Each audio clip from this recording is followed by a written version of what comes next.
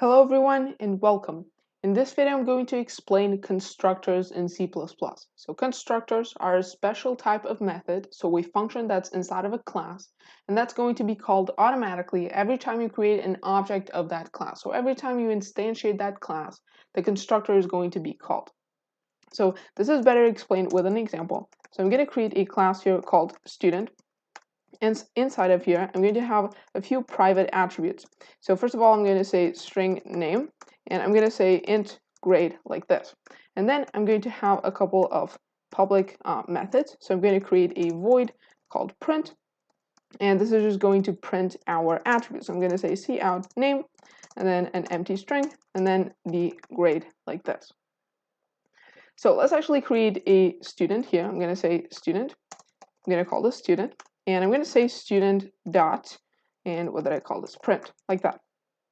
So if I just run this now, you're going to be able to see that this is just going to generate a random value, right? Because the name and grade attributes are not yet initialized. Like they're declared, they exist up here, but they're not initialized, they don't have a value. So when I try to print them, all that's going to do is it's going to return like whatever was left over in the piece of memory where those attributes are going to be stored. Now, what you usually do in a constructor is you actually give or like you provide a default value for your attributes so that this doesn't happen.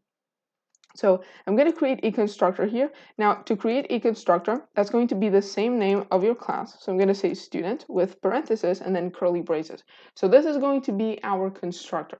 Now, keep in mind that a class is already going to have a default constructor that's made for you, but it's just going to be empty. It's just going to be equivalent to this, right? It's going to be an empty constructor, and it's not going to initialize your attributes. So in order to actually initialize your attributes, you can do that manually. So you can say something like name equals Mike, like this, and the grade equals 11. And if I actually run this now, then this is now going to give me Mike and 11, which are the default attributes that I define inside of my constructor. Now, another way to do this same exact thing is I'm going to put a colon here after the parentheses. I'm going to say grade, and then parentheses, and then 11, and name, parentheses, and then Mike, like this. And this is going to initialize my grade to 11 and my name to Mike. So the exact same thing I was doing before, as you can see. So I'm going to delete this now. And I can actually pass in parameters to my constructor, which I then can provide when I instantiate this class.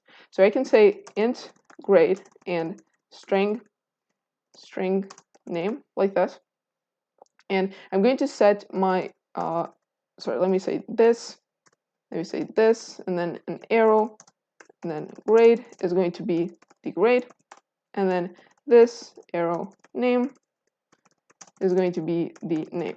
So if you don't know what the this keyword means, I'm actually going to do a video about this really soon, so stay tuned for that. But basically, really simplifying the concept, I'm saying that the grade that I'm referring to here, it's going to be my attribute grade and not the parameter that I pass into my constructor, right? Because since they're going to have the same name, I need a way to like see which one is which, right?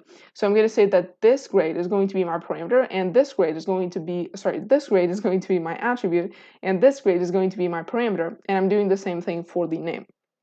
Now, since I'm doing that in a non-default way, so I'm not like defining default values, I actually need to pass in those values when I instantiate. So I'm going to say 11 for the grade and Mike for the name.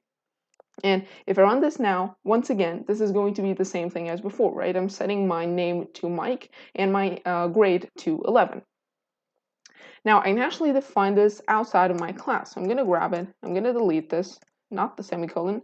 And I'm going to go here and I'm going to say student, colon. And this is going to signal that this is going to be like from inside of my student class.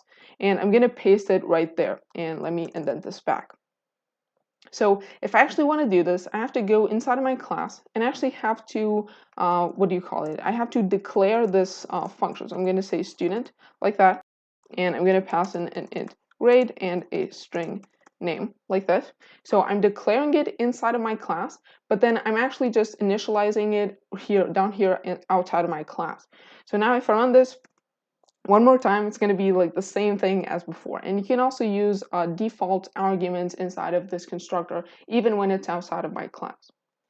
Okay, so I think that's all I had to show you today. I hope you learned a lot. If this video was valuable, please like and subscribe to support the channel. Thank you so much, and I'll see you in the next one.